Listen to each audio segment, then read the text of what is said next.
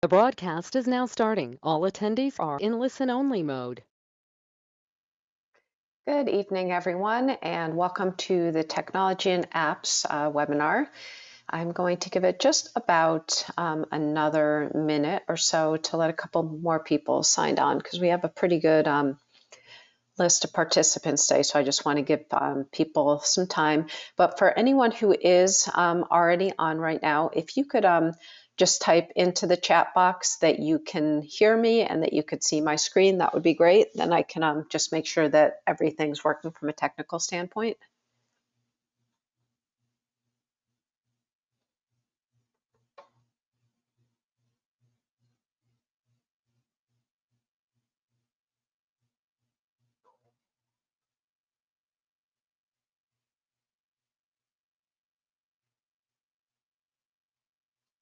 Can anyone type in if you can hear me?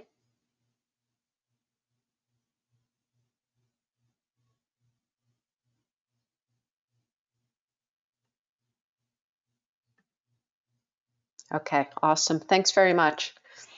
Okay, so we're going to get started and people can join us along the way. I want to just introduce myself briefly. I know some of you on the call right now do know me, but others don't. So I am a coach with Outrival Racing and also the Run Formula. I've been with the QT2 family for a couple of years now. And this has been a really interesting webinar to put together. I definitely learned a lot myself while doing it.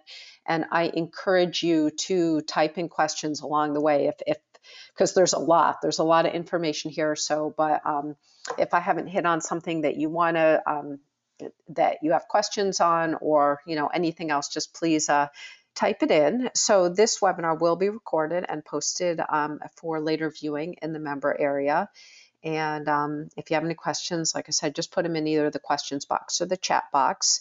And so today the bulk of the presentation is to review a number of the various watches that are out on the market today. Sort of people's default is to go to Garmin, which is a great watch. And there are so many choices, but there's also some others out there that are pretty interesting. We'll also talk about some different apps and virtual training platforms, and then some other technology that you can hook into your watch to get the most out of your training.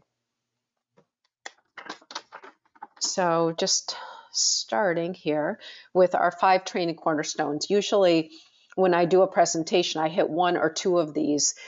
With technology, it basically hits all of them. There isn't one piece here that isn't touched upon with some piece of technology. So we'll just say this is going to span everything in your preparation, execution, and even the mental training piece of your preparation. So webinar overview, we're going to start with the watches, and that, like I said, will be the bulk of the presentation. And then we'll talk about some training apps, accessories, and virtual training platforms. So starting here, finding the right watch. So what questions should I ask myself? So finding a watch, this is a pretty big purchase for people, so you want to make sure that you get it right. Some stuff is obvious, some stuff maybe not as obvious. So some of the questions to ask yourself are, does it have the basic training features? And those I'm going to say heart rate, GPS, and timer, lap button. Right now, the answer to that question for almost every sports watch on the market is yes to all of those. Certain like Fitbits don't have a timer, lap button. Some things don't have built-in GPS, but almost anything that you guys are going to look at are going to have all of these things. Long gone are the days that when I started racing, I raced with the Timex watch. It had nothing other. It used to be called a sports watch because it had a timer function on it. And the original polar heart rate monitors told you heart rate at the time. You couldn't download anything. So much has happened in the past couple of decades that are advanced, and it's really amazing what the watches out there are doing nowadays. So the second question is on advanced training features. First one is run dynamics, things like vertical oscillation, left-right balance. That's something power that not all watches have, and you don't necessarily need it, but if it's something you want, you should look at it in advance of purchasing a watch. And can it connect to power meters? swim metrics, external heart rate monitors, the compatibility with training, third-party platforms. Does it work with Zwift? Does it log into Training Peaks? And again, the answer on a lot of these is yes for most of the watches on the market. Things like navigation features. If you are a trail runner, you might be looking at a watch that has a little better satellite than other watches, or it has a go-to, so you can figure out where you are, so you can find your way home. Do you participate in other sports? There's some watches that really strip it down, that basically do swim, bike, run, and strength training. There's others that have over 100 different activities that are downloaded on the watch. What do you want out of that? Are you interested in activity and sleep tracking? Pretty much every watch has both of those. But then we get into health tracking. There's watches out there now that have built-in ECGs and oxygen level calculations. So are you looking for something like that? The add-ons, do you want your watch to be able to do everything? Do you want to be able to walk into the coffee shop and buy a coffee just by swiping your watch? Do you like getting notifications on your phone? Do you want to play music on your phone? So those are other factors. Some watches have those, some don't. So that's a question whether it's something that you do want. Is it your first watch or a replacement? And this is an interesting question, because when I first started doing this presentation and researching the various watches, I was getting some serious watch envy on some things. And then I started digging in deeper and being like, well, if I do that, I have to change this heart rate monitor, and I can't use the pedals I have. And I'm going to lose all the data that I've built up for years on Garmin Connect. So it sort of changed my approach to what I was looking at.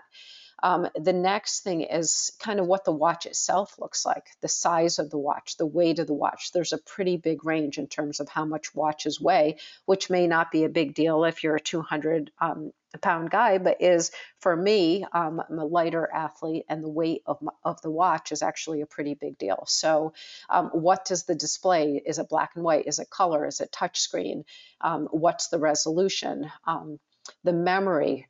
How many workouts do you want stored on your watch, and how long do you want them stored? And of course, the look of the watch. Do you want it to look like a sports watch, or would you rather have it look like an everyday watch that also does the sports functions? And then a really big one is the battery life. I think that this is one that a lot of people don't think about in advance, but there's some watches that only have a battery life of a few hours when it's used on full GPS mode. And there's others that can go for a few days on GPS mode. So that's something that's really important to look at depending on the activity that you're going to be doing. And then of course there's budget. You can get into a decent watch for about $150. You can also spend over $1,000. So budget is a huge factor. So with keeping all of that in mind, we're going to start with the first watch, and I'm going to start with Garmin's because I feel like that's where a lot of people are. And all of a sudden my mouse is not working. I'm going to hook up an external mouse here. So I feel like Garmin is sort of the default position. So I'm going to start there, but then I am going to go to some other watches.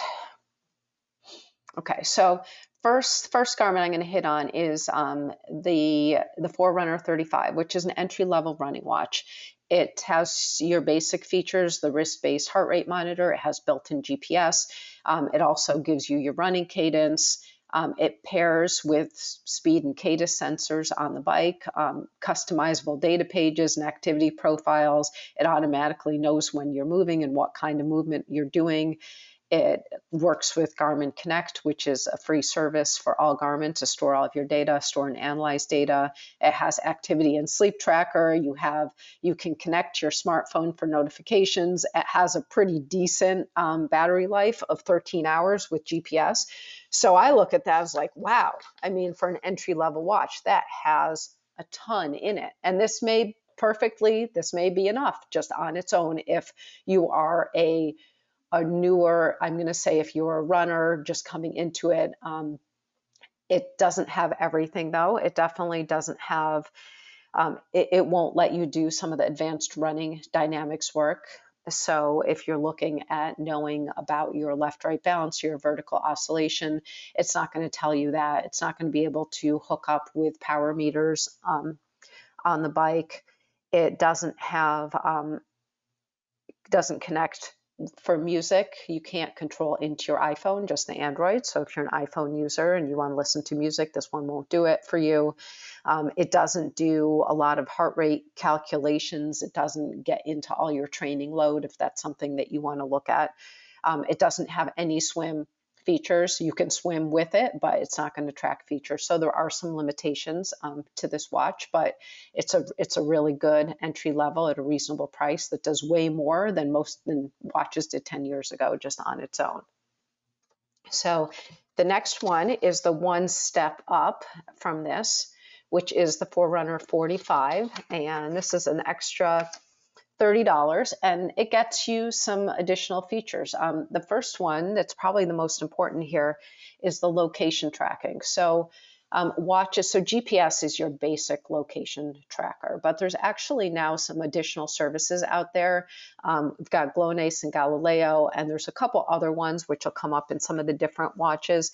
And GLONASS is Russian, Galileo is the European system.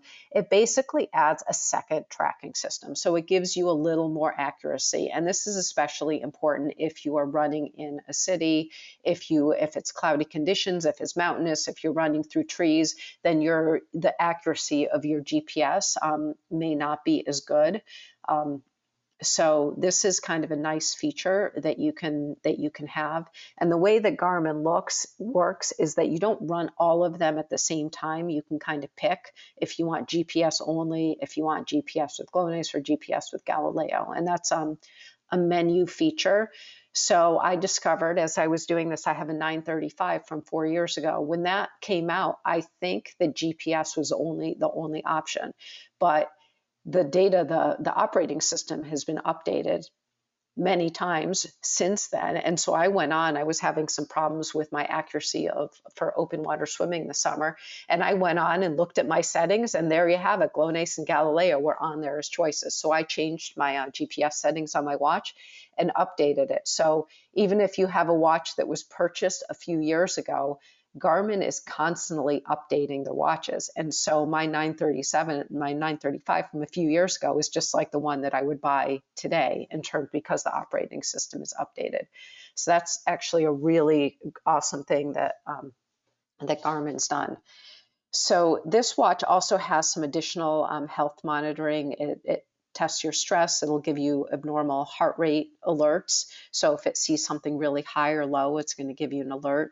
There's 2 sizes on this one. So if you have a smaller wrist, that's nice. You have an option there. This one does come with a color display, a little improved resolution, more data storage. So now instead of just, I think that the 35 only lets you store 7 workouts. This one will give you 200 hours of storage, which is good. This one lets you use music from your iPhone. You do have to carry your phone with you, but you can run it from both iPhone and Android. It has incident detection, so if something happens to you out on a bike ride, then it'll know that that's happening, and you can set up notifications to let people know that. And it does have some advanced workouts and downloadable training plans. So presume that the people on this call have coaches, and that's not necessarily a service that you would use, but maybe if you're taking a break, you can get training right off your watch, which is pretty cool. So moving on, the next watch that I'm going to look at here is now the advanced run watch, which is the Forerunner 245. And then, sorry, there was a typo on this slide. So there's a 245 and then there's the 245 with music. And so this one is now, we're getting starting. This one has some pretty good battery life. So GPS mode, 24 hours of GPS, which is great. But if you start using it with music, you lose a lot of your GPS time. So that's just something to keep in mind. If you like how much you need to be running music off your watch, because it definitely takes some of your battery life out. But this one now lets you get into some of those advanced running dynamics. So you need to connect it to a heart rate strap or a foot pod, but now this does enable you to drill down and get some more detail on your running. As a coach, I find these extremely useful. So I love when people have the running dynamics available to them. But now we're looking at a watch, it's another $100. So the question is that this worth it to you? Is this something that you want? This one now lets you set heart rate training zones. It also does have a pulse ox sensor. So you can, and this is actually a really new thing with watches lately, is that you can check your oxygen levels. It's not as good, as a medical test, but if you're tracking it pretty consistently, you can see if there's big changes up or down. So I think it's useful information to have there. It'll give you information on your training stress, how much, and your training effect. Is it aerobic? Is it anaerobic? Are you peaking? Are you overreaching? It gives you the information right off of your watch now. This one also has some navigation features, some course guidance. There's additional cycling information on this one, and it has some basic swim features. So that's nice. So I would call this an advanced run watch and a basic multi-sport. It doesn't have everything that the more advanced multi-sport watches have, but it has quite a bit. It also, for music now, you don't have to have your phone with you to run because it'll store up to 500 songs of music right there. But if you do have your phone with you, then you can sync to music and run as you go. And one additional thing that this watch brings in that's pretty cool is the Garmin Iq Store. So Garmin Iq is available starting with the 45, but it's limited. But the 245 and higher has access to the Garmin Iq Store, which is basically a store where you can download a bunch of different widgets on your watch. So I just downloaded one that lets me do temperature checks on my watch. I had no idea I could do that until I was getting ready to do this. It let me download, I run with a Stride power meter, so I was able to download the data fields for the power meter. You can add timers to your watch. You can change your watch face. So it's really neat, and it's all free for you. Sorry, it's all free to you as a Garmin user. So that's a nice other feature that's out there for you with Garmin. Okay, my screen is doing all sorts of crazy things here. All right, so next one is the Forerunner 745. So Garmin just came out with a new version of the 745 in the last, I think probably the last month or two. And something new with the 745. So the 745 is sort of I'm going to say it's an advanced multi-sport watch. It, until recently, had a huge downside. Its battery life just wasn't long enough. You couldn't get an Ironman race on it. You were barely getting through, for some people, barely getting through a half Ironman race on it. And that was a problem because people were buying this watch. It generally tended to be bought by people who were newer to the sport. They went to go do the first Ironman and realized that they weren't going to get through the whole race on it. And so that's a problem. So now they have extended the battery life on this watch. It's now up to 16 hours with full GPS, which is great. That'll get most people through, but depending if it's fully charged or not. But it also does have something that's called the Ultra Track mode, which will get you out to 21 hours. And basically what that does is it reduces your GPS contact points. So you're going to lose accuracy on the watch, but the timing of when it's going to happen, you think is going to be on your run. You have your mile markers on your run. You'll still have your watch. You'll still have your heart rate.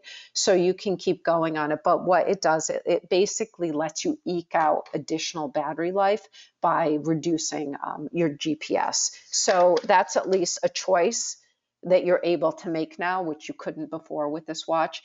This one now has some other things. You can fully compatible with power meters, both bike and run.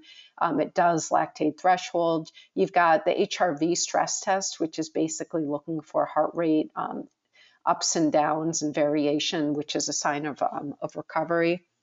It'll gives you advice for heat and altitude acclimation. I mean, that's a pretty new feature now. It does give you advanced swim metrics, so your turnover, strokes per lap, So it's good open water. This also does have those advanced navigation features on it. You can do your Garmin Live or Strava Live. So if you're looking to compete, there's the hill that you always do on your route and you want to test, you compete against yourself or compete with others. This automatically will go into that. You can also, this one has Garmin Pay, so you can go ahead and buy your cup of coffee with your watch. And so like I said, this is just updated. And I think that it's a great update that they've done, and you can get a lot of watch now for for that the $500 range if you're looking to do something new. So then I'm going to talk about the even more advanced multi-sport. And as I kind of talk about these watches, one downside to having more in a watch is that the watch tends to start getting heavier. So, and that's especially the case with the Phoenix series. They can get pretty heavy, like up to 80 grams, which is a lot. It's a lot of weight.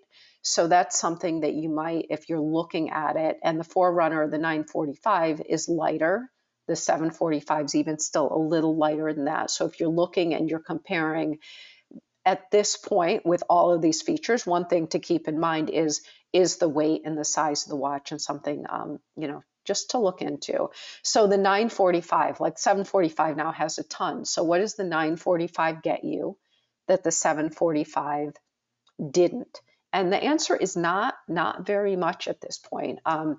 A couple things though, it does give you a longer battery life. So now you can get 36 hours. And so that is significant. That's, more than double the 745. You can go with 2 weeks if you're just using it as your watch. Even with music, you're getting 10 hours. It does have the ultra track mode as well, which will extend it out. You've got 1,000 songs of music storage right off of your watch. Some more navigation features on here too. And if you're a golfer, it has your full golf scenario on there. It has a lot of different options too in terms of sports that are pre-programmed in. It has the same basic look and feel as the 745. It looks more like a sports watch. And then the next one, the last one I'm going to hit is sort of the Phoenix 6 series. And really, when I'm hitting Garmin now, there are so many watches that are out there by Garmin. I hit sort of the most recent ones in the multi-sport and run category. There's lots of other ones. You can still buy the 935, which is going to bring you in at less money than a 945. You can still get the 735. Garmin doesn't discontinue their old stuff right away. So sometimes you can get a good deal on some of the older stuff. And as I mentioned too, they're constantly updating their operating systems. So my watch, there's things on there now that my watch is hooked up with the Stride power meter. I don't think Stride was out when I purchased my watch, but because of their updated systems and working with Garmin Iq, I can run things on my watch that weren't even anticipated at the time the watch came on the market. So that is really one thing I'll give like serious kudos to Garmin for letting that happen and letting your watch move with you. So I said, okay, so the Phoenix 6. Pretty cool watch. It tends to be, as I mentioned, tends to be heavier, but there are some advantages. It's got a really high resolution display. It's more durable. It has more sports features on there. It has a deeper water rating. Most of the other watches that Garmin does only go to 5 ATM, which is 50 feet. The Phoenix 6 goes to 100 feet. Even more music storage. You've got 3 different sizes available. There is also the option of the solar edition, which really now starts extending out the battery life, which is a nice, it's a nice option. So the Phoenix, I think, is a really good choice for adventure racers and people are going to be doing longer distance events who are also out in that like wooded area and you might fall and hit your watch against a tree. The Phoenix is more durable than some of the other watches. And so that's something to consider, but it does, the price starts bumping up there. And I think it does look more like a regular watch. So it's a nicer look to it if that's something that is of interest to you. So does anyone have any questions about the Garmin watches before I before I move on to the next family. So Garmin, of course, works really well with Training Peaks, and you can take a look, like, when you're off on hop on to Garmin Connect and see. There's a few things that I just uploaded onto my watch that I didn't know I could. So it's cool. Make sure though you do have the Garmin Connect app on your phone so that your watch does do the updates automatically. And okay, so let's move on. Next one, the Apple Watch. So up until the Apple Watch 5, I think, came out pretty recently, when people would ask me, what do you think of the Apple Watch? My response was, well, theoretically a great watch, but it doesn't work with Training Peaks easily. It was just a headache for me to have athletes that worked with the Apple Watch. You had to work them through different apps, and a lot of the time you just couldn't get the data that you wanted. And so it was really, I definitely didn't encourage people down that direction. But Training Peaks has recently added now to sync with Apple Watch. So that issue has been resolved, which is great. And I will say that overall, if you are looking for a watch that does everything, Apple is a great choice. The 6 has just coming out now. It has all of the wrist-based heart rate monitor. It does have some extra sensors in it too. So you can do an ECG on your wrist. You can measure your blood oxygen levels. The 5 and the 6 both have the always-on retina display. GPS, it has all of that. You can track any activity you can think of. You can hook to any possible thing that's on your watch. So you can do music and podcasts and audiobooks and maps and anything you want. Apple Fitness Plus, it's not out yet. It's coming out later this year, though, I believe. And so you can get workouts on your watch. There's an SOS service if you need anything. You can get advanced run metrics on this, but you do need to use a foot pod like the Stride.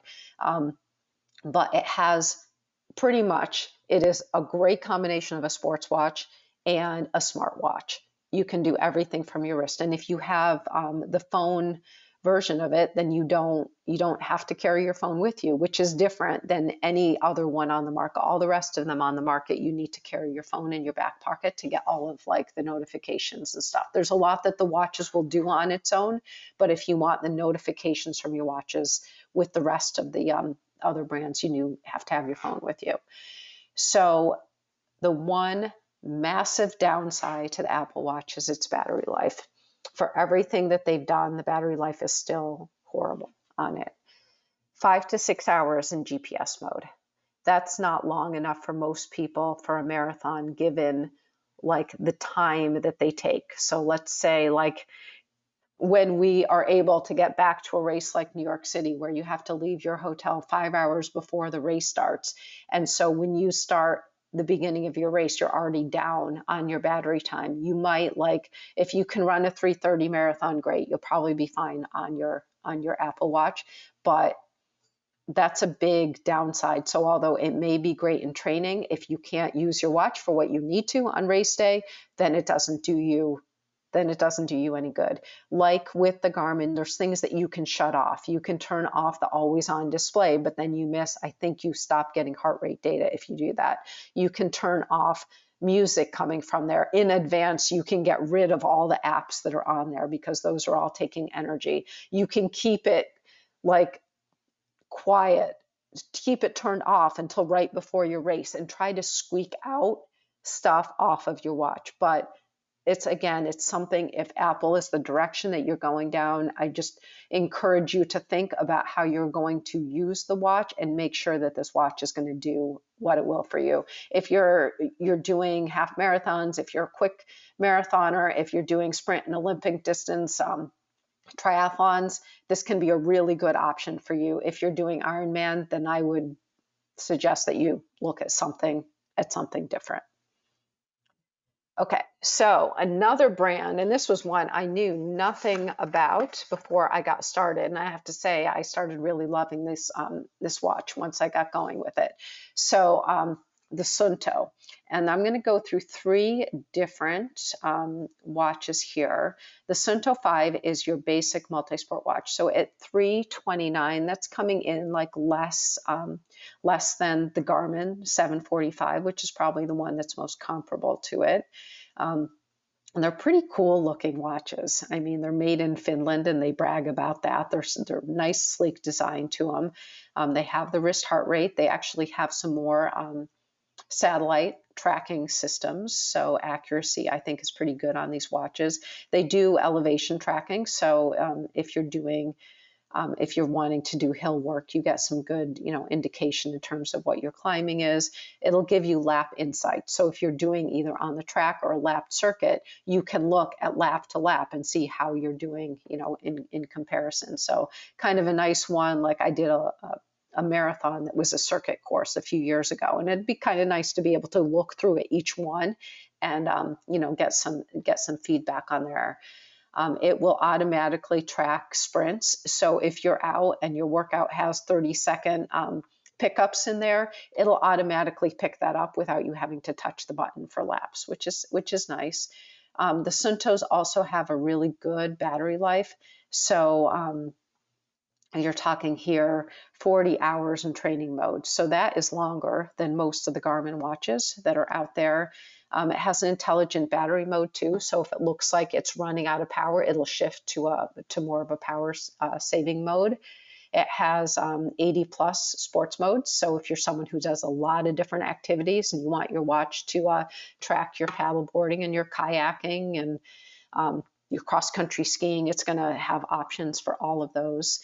It does track your fitness level, your stress recovery, activity and sleep tracking.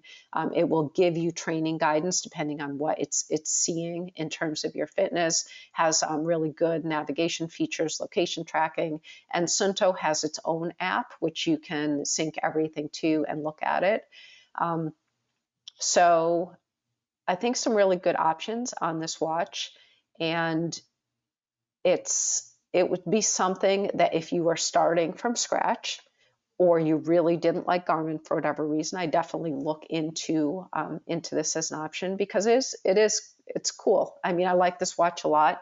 Weight wise, it's pretty good. It's a little heavier than the 945. I think it's at 66 grams for this versus 50 for the 945. So that is something to look at. So I would say if you are pointing in the direction of the Phoenix options on Garmin, that Sunto is a good alternative to look at or something to compare with.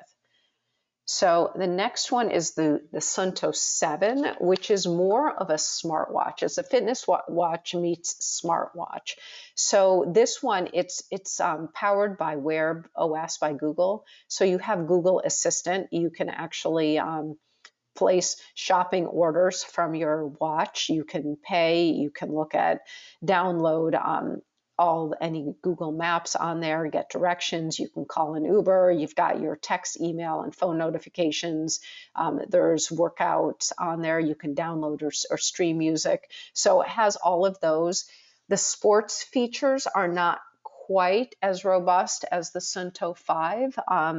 It doesn't pair with a heart rate strap or a foot pod or power meters. So if those are any of the ones that you would use, then even though this does all the cool smartwatch features, maybe not the best option for you. It has fewer activities, but still I think has 70 different activities. So that's not a big downside. It has, you can get 24 hours in performance mode, and in the ultra mode, which is the one that takes away some of your GPS accuracy, you can get 120 hours. So great battery life on this one as well. And the last one's the Sunto 9, which is sort of the top end one. So this has pretty much all the features of the 5 Plus. It's really got a great screen. It will get you longer GPS time. It has a motion sensor in here too. So the Fuse track, so not only does it use GPS, but it also is kind of looking at your foot path to try to give you more accurate information in terms of where you are. and it has like elevation tracking, weather features, more advanced navigation. So this is again, it's a great like comparison to the Phoenix, and price point. It's really, spot on with that. It's a very durable watch, and it's heavy though, 81 grams. So that's right at about the same as the Phoenix 6 Pro in terms of weight, but it's definitely a cool option out there. So next, now this one is taking you in the other direction, which is the Coros watch. So here, Coros is one that, again, if you are starting from scratch, this is a really great place to go, because it's at $200. You get a watch which is comparable to the Garmin 745, does more in a lot of, it has a better battery life. It's a very lightweight watch. It's about as light as any watch on the market at 29 grams with its nylon band. It has the good GPS on it right now, and good 30 hours battery life in full GPS mode. So what Coros, I don't know, it's a downside or not, it's a question that you need to ask yourself, is that it has really limited sports modes. So it does everything you need to for triathlon. It does swim, pool, and open water included. It has bike, it has an indoor bike feature. It has running, so you've got indoor, you've got on the track, I think there's a trail option on it. You've got triathlon, you have cardio, you have strength. So as a triathlete, it gives you everything that you need to, but it doesn't give you more than that. So that's it. It has its own internal running power too, which is running off of your wrist, I think. You can also pair this with a chest strap. You can pair it with speed and cadence sensors on the bike and power meters on the bike. It works with all the third parties, with Strava, with Training Peaks. On running power, you can fully pair with Stride and get everything. Coros has their own app that they run, which is a free app, and it's good. It is, from the reviews I read, people are saying it's a little cheap feeling. It's pretty plasticky feeling. It is not a touch screen, if that's something that you want. It has basically one dial. You can kind of see it in the picture, the top right hand, that does most of the features, but it has a pretty good display in terms of its resolution, and it's got, for under $200, it offers a ton. So that's that is an option. And then Coros also makes a few more advanced ones, which I'll just hit here quickly. So the next one up is the Apex, which comes in two different sizes, and the two different sizes are a little different. It's not just the size, also there's some difference in terms of battery life, but it's a nicer watch material, nicer watch face, nicer, it's not so plasticky, still a pretty lightweight watch. It has some additional sports for climbing and winter sports. So if you like to use your watch for cross-country skiing, that is an option on this one. Really good battery life now on these ones. 25 to 35 hours of GPS, and your watch, you can go for a month without having to charge it, which is, I'm happy my Garmin goes a week. It seems awesome, but to be able to go an entire month on just a regular watch is cool. And then the next one is the Apex Pro, which at $500 now adds a touchscreen. It adds your blood oxygen monitoring, and it increases your battery life. So it's a question for, $150 to $200. Is that additional worth it or not?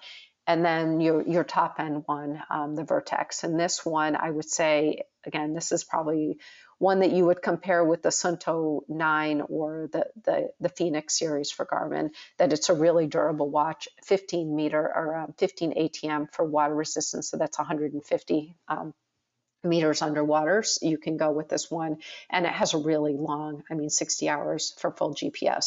So great one for adventure racing. If you're at a place where you can't charge your phone, you're doing a multi-day race, this is something to look into for sure. Okay, so Polar. I don't know how many of you ever use the original, really the original heart rate monitors were all by Polar way back when, and this is nothing like those, that's for sure. This is a really nice watch. Polar just came out with this in the last couple of weeks. This is comparison to the 745, probably, maybe a little nicer than that. There's a lot to this one. It has all the different navigation options plus compass and altitude, a really good battery life. I mean, 40 hours in training mode, up to 100 hours with the power savers.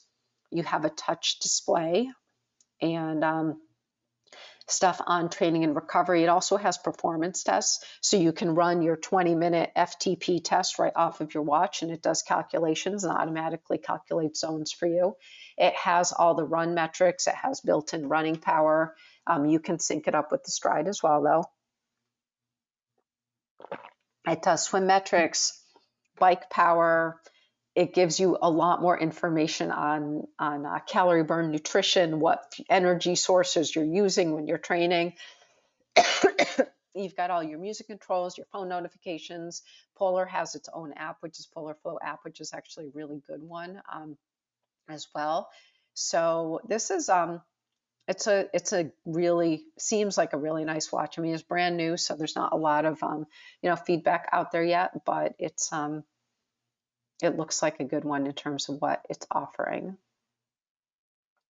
All right, and Fitbit. I'm going to hit this really quick, and this is my last one. So Fitbit is much more, I would consider a smartwatch rather than a sports watch.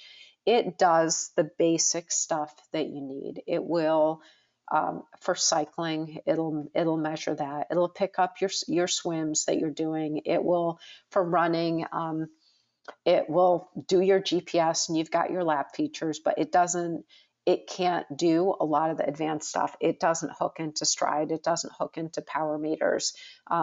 It's really, if you have a Fitbit, you can make the most of it. You can work through some third-party things connected into Strava and maybe collect your data from different places. But it's one of the most, next to the Apple, one of the ones that has the most advanced health features on there. So if you want to know your breathing rate and your heart rate variability and the ECG and your stress and your skin temperature, it's got this one, the Sense at $329, has all of those features in there. It also has on like your voice assistant, so you can talk to Alexa from your phone. It has music storage. You can sync to Spotify, lots of downloadable apps. Fitbit also has its own app, but Fitbit charges after you're done with your basic features. Fitbit charges for the app. So that is something to think about. So to get the most out of your watch, you may find yourself in a place that you have to pay for the app. And so I would do some research if this is the direction that you want to, that you think you might want to go down. It does have a really quick charge, which is kind of neat. The fast charge, you can get a day's worth of charge in 12 minutes, which is kind of nice. So you don't have to worry about running out of battery life. So that, I think, yeah, that concludes everything on the watches. So I know that was a lot of information in there. It doesn't tell you nearly everything about what's out there and what's on the market. But hopefully I've given you enough to point you in the direction of ones that you think might be interesting, and then do your research. I mean, Garmin especially has an amazing website that you can compare all your watches. And like I mentioned too, is that the operating systems are constantly updated on these watches. And so just because your watch can't do something today doesn't mean it won't be able to do something 6 months from now as stuff gets more advanced out there. So I was ready to buy a new watch when I started looking at this, and now I'm like, wow, my watch does. I had no idea I could do music off of my watch. Now I know I can. So that was something cool that I learned. All right, so we are going to shift gears a little here and talk about some online apps. So I'm not going to hit Training Peaks because I assume that you all know about it. But if anyone does have any questions on Training Peaks, ask me or ask your coach, and they can give you more info. Strava I'm going to touch on, since it's becoming exceedingly more popular out there. And we do a lot at QT2. A lot of the challenges that we do are done on Strava, which is fun. So the new Run Formula 5K, Turkey Trot 5K, you don't have to do anything. You run your 5K, you put it on Strava, and we can pick it up from there. So it's a great way to track and analyze your activity. You can share and connect data with others. You can race against people, find clubs, find maps. There's segment challenges, and it's just one place to be able to connect a bunch of different devices in one place if you want. You can have Strava is one that there is a free service, and that gives you your activity recording and your social media. But there's a paid subscription too, which you'd need to go through if you want to use Strava for like power analysis or advanced metrics for route planning. It's $59 for the year. And said for this one and for other ones that offer paid options, the best way to know if you need to pay for your membership is to try to do something on it. And if it says, I'm sorry, but this is only available for premium members, and it's something you really want, then sign up for the membership service. So, but Strava is kind of it's just a cool way to be able to interact with other people out there. One thing I will say is that sometimes you want people to know what you're doing, and sometimes you don't want people to know what you're doing. So you might want to play around with privacy settings, different times of year. Some people get really stressed if other people are looking at their workouts, So this is a personal thing in terms of how much you want to be out there. But it is kind of a cool thing, cool resource. Okay, and Strava is compatible with just about everything out there. So all the watches that I mentioned, also different power meters and Peloton if you use that. So you can, if your watch doesn't work with everything, then Strava is a way to pull it all together outside and as another option. Okay, we're going to hit a couple other apps, and I'm just going to talk about some route planning apps, because there are tons of apps that you can get on your phone that track your running and stuff like that. But here with this audience, I'm assuming that you're running with a watch, that you're not running with your phone. If you do want to run with your phone, then you can use Map My Run. That works just fine. You can use Strava on its own without a watch, but sometimes it's kind of nice to plan routes out in advance. So the ones I mentioned here are ones that allow you to plan your routes in advance. And for like some of them, you can send directly to your watch. So if you're a Garmin user, you can go into Garmin IQ and download Komoot or Route Course. And from there, you can create a route and then shoot it straight to your Garmin device, either your watch or your bike computer, and it'll give you turn-by-turn directions when you're out there.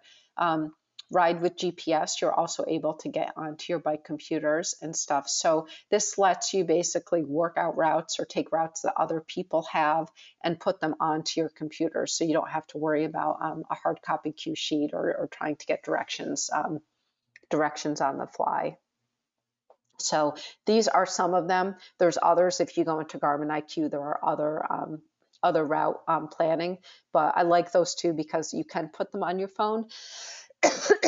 But the rest of them, there's things, if you just want to look in advance before, the Map My ones are good options too. Okay, so nutrition, I'm just going to hit on this one. And this is where I said to Beth Peterson, I said, give me a good nutrition app. And this is the one she mentioned. So this is the one I'm going to talk about, MyFitnessPal. So it has a really good library of food. So if you want to start tracking your calories, and you can track both calories consumed and calories, and then also put in your activities. So it'll tell you calories burned, and you can put in weight goals if you have them. It can connect directly into all of those Map My Run, Map My Ride, so it can automatically put in the activities rather than having you manually enter things if you want.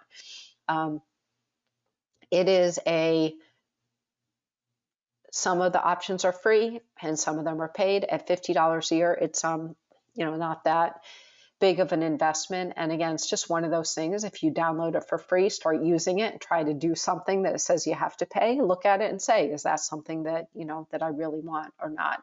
But it's a good, if you're looking at trying to gain or lose weight, being able to have the stuff right in front of you and give you a better understanding of what you're taking in is this is for you. This will help a lot with that. And like some of the with the paid features, it not only tells you the calories, but it'll tell you the micros, exactly what the macro, if you're having carbohydrates or protein, and so it'll give you that detail. Okay, so we're going to shift over to some virtual training platforms. The first one is Zwift, which we have weekly training rides on Zwift with Eric Call. He does those on Thursday mornings at 5:15 a.m. He's got a great group that comes on. You can join anytime. So Zwift, for those of you who don't know, it is primarily on the bike, but there is a running option too. It's just not as developed yet, but you can go out there, you can join group rides, you can join races. So for the virtual triathlons that have been out there, they've done the bike rides on Zwift. So you can go in there and you can see, you have your own personal avatar, you can design it, you can make it look like you, and then you're racing against people. And it has created, in this virtual world that we've been operating on, it creates like a real life racing experience.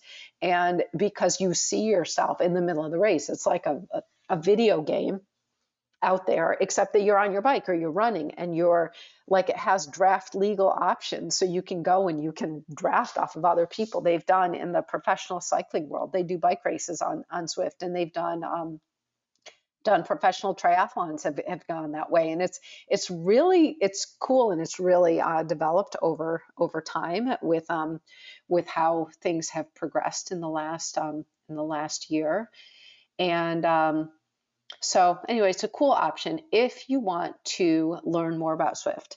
Eric Call did 2 different webinars, Zwift 101 and Zwift 2.0. They are in your member site, and those are free to you. I encourage you to go ahead and take a look through them. He'll walk you through how to set up Zwift. You'll get the most out of it if you use a smart trainer, but you don't have to. So Eric is the master on all this, so I'm going to defer to him in terms of all the details, but just to let you know, it is out there. You have weekly options and other QT2 sponsored rides on Zwift. So then there's other training platforms though, and these are similar to Zwift in a lot of ways. They have ones, let's see if I can give you a different one. So KinoMap has their user generated videos. So people who've gone out and done routes out there, then they're turned into something that's online. And so you get a good visual of where you're going. One thing that Zwift is limited is it doesn't have that many worlds. So some of these other ones, there's way more routes out there. So you can go out and ride an Ironman course that you're looking at, or you can say, I want to climb Alpe d'Huez today, and you can find that. You can do different races that are there. Some of them are more real than others. You have your avatar. Some of them you can meet up with people.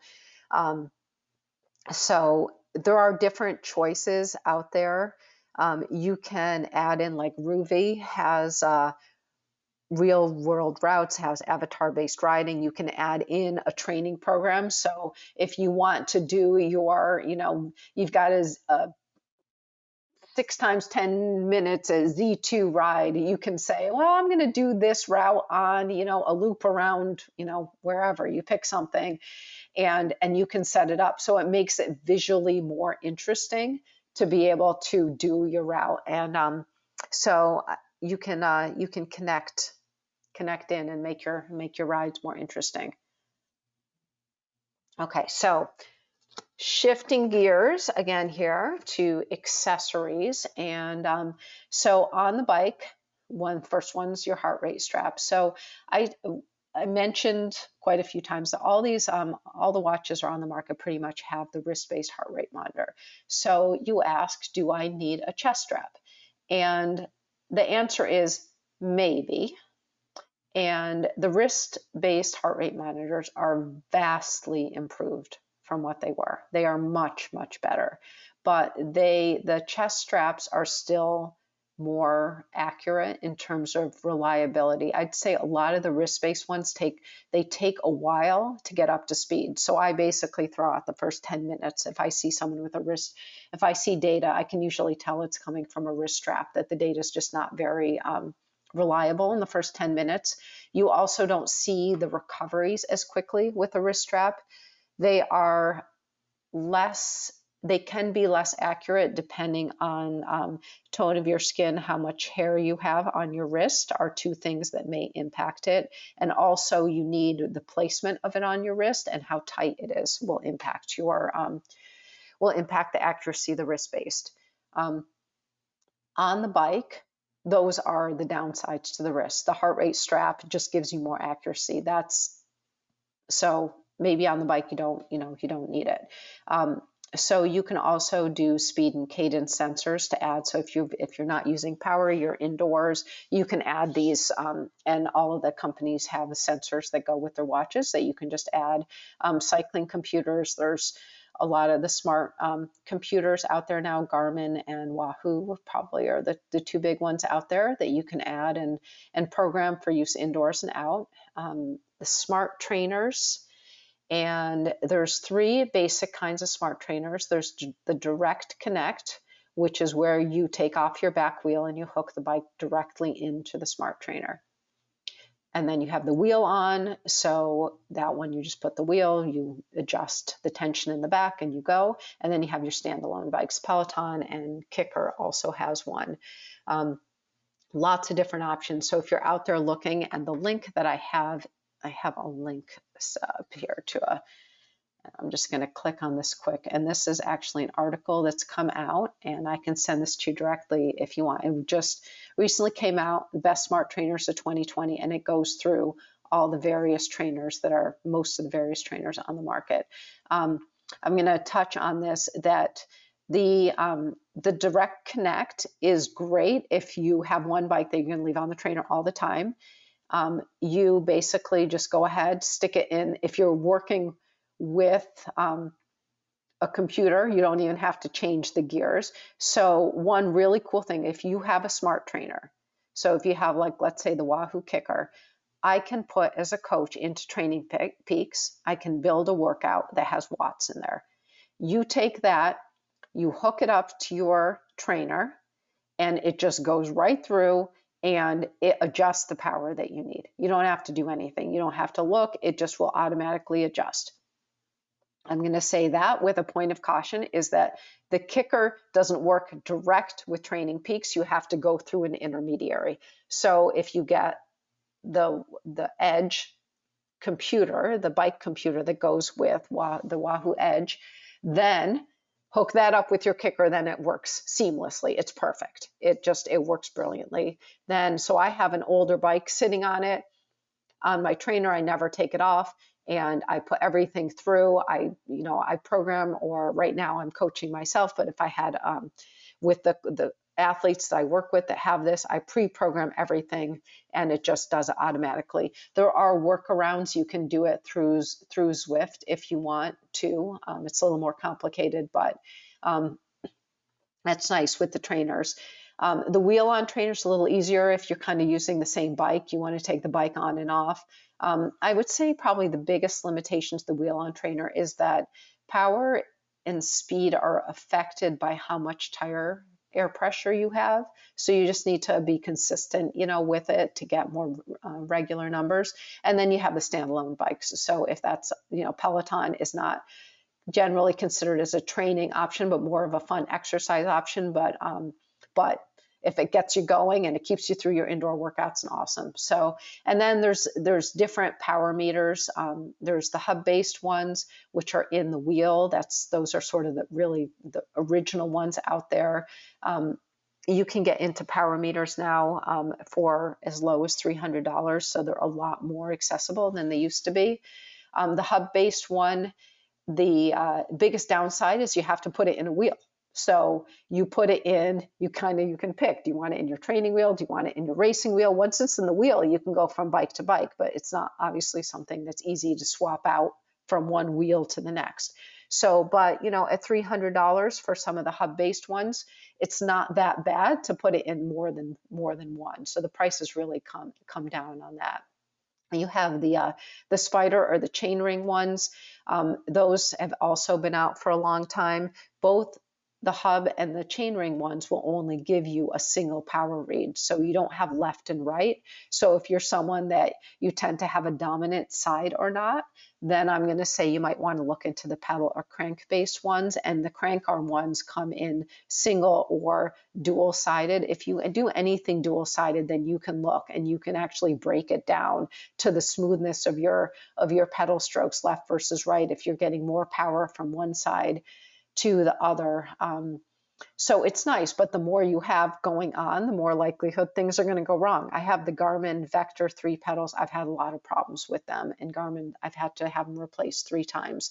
And so I also have a crank arm, single side for stages, which has worked fine, but my Garmin, connected to my Garmin, it loses power things. So it's not always the best read on there. So I would do your research before you buy. This gives you a place to start. If you have any specific questions on power meters, please feel free to reach out to me, and I can try to guide you a little bit more there. And we're getting close to the end. I know I'm kind of going over here.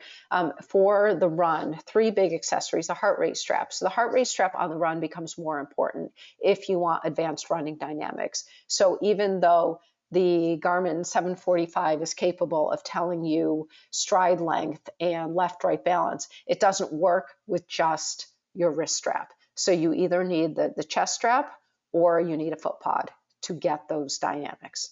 And also, if you, and then the other one that I just want to mention is the Stride power meter, which is just a foot pod that's made by the company Stride. And that lets you run with power. So running and power are relatively new. It's similar to the idea on the bike, is that power it's one more indicator in terms of how hard you're working and your efficiency that you're getting out there. Stride will automatically, you go out, you do a bunch of runs, and it'll automatically calculate your critical power and give you training zones, which can be adjusted based on the QT2 training zones. But what you can see is that as you're running and maybe you change some things in your running dynamics, does it affect the power that you're able to get out? It'll tell you as your run fitness improves, are you generating more power based on your heart rate? It gives you kind of a nice thing that if you're running a hilly course, people tend to run hills a little too hard. So if you know that your 5K power, let's say, is 200 watts on flat, then when you're running uphill, you want to slow down your speed to get those 200 watts on the uphill. And so that you're adjusting so that you're basically running a more even paced, even effort, not even pace, but even effort run. So, I mean, it's pretty interesting data. I just started running with the Stride a few months ago, but I like it. I like having it. It's for Garmin. It's on the Garmin Iq. You can download things, and all the watches, with the exception of the Fitbit, work with with Stride. So you can get power on the Apple Watch and Polar, Suntos Coros Polar. So it works pretty universally. But again, check, because it doesn't work with every watch. So if you're looking at which watch to buy, figure out what accessories you want and make sure you have the watch that works with them.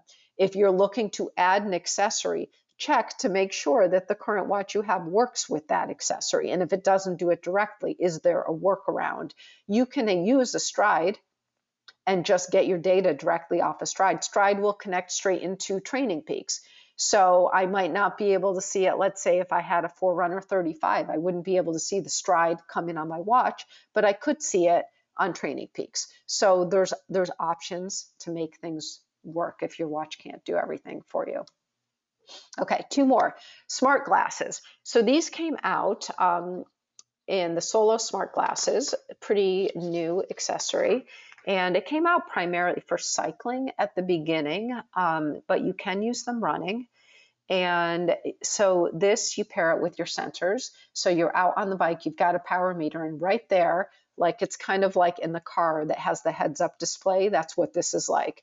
You actually can see whatever you decide you want to see right in your glasses here. So you can see your speed, you can see heart rate, you can see distance. If you hook it up with your phone, you can tell that somebody's calling you. So you can personalize whatever screens you want. You can play music off of here. It's got navigation features, so you can have your turn-by-turn directions coming to you right off of your glasses. So I'm going to say this is a really cool concept. I'm a little cautious on the safety on this one because there's a lot going on here, and especially on the bike. The phone comes through, all of a sudden you're looking at what's coming off, on your glasses, and you don't see the car in front of you. So, but it's pretty awesome what it can do, and the options are out there. It only does have a 5-hour battery life though, so that does become limiting at some level if you're planning on racing with it. So, and reviews are that there are some pairing issues with this, that it doesn't always work. It works. There's a list on their website in terms of which watches that you can work with. It works with most, but I guess some of them don't work as well. So take a look on that, do some research if it's of interest to you. And last but not least are the swim goggles. And these ones, I have to say, I'm really interested in getting these. So very similar, but now it's in the pool. So you can get your pace times. It works open water. So one of the things, we spent so much time in the pool trying to hit your 100 splits and a 132, and then you get into the open water and you don't really know how fast you're swimming. So this one can put it right out there in front of you. You can see, what it's like. You can pick what it is that you're seeing up on the screen. You can get in the pool if you want to know your stroke rate, and so you can see if it's going up or down. It does that. So biggest downside to this one is it works with only a very limited number of watches right now. It works with Garmin, the 745, 945, the Fenix 5 Plus, the Fenix 6 Pro. Right now, that's the list of Garmin watches it works with. It works with the Apple Watches Series 3 or higher. And for Polar, you have to get a separate heart rate sensor, which is the Polar OH1, which attaches to your goggle strap. And once you attach to that, then you can get the information through Polar. But that's it. Those are the watches. That doesn't mean that this isn't useful on its own. You can still get pacing information on the watch and distance. So there's still benefits to it on its own, but hopefully with time, it'll start working with more goggles or with more watches out there and become more useful. But it's really amazing now when you look at this. I think 20 years ago, what I was racing with, I did an Ironman with a Timex and the first heart rate monitors. So things have come a long way. And so hopefully that gives you a sense of what's out there, what to look for, what questions to ask. More isn't always better, and just knowing what the features are out there. So I'm going to leave it there. If anyone has any questions that you haven't asked, you can go ahead and type them in. Otherwise, my email is here, and feel free to reach out at any point if you have any questions, and I will be happy to ask them.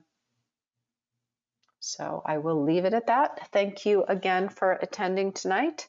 And you can look at this again in the future if you want. And if there's any links that I shared in here that you want to take a look at, just reach out and I can send them to you directly as well.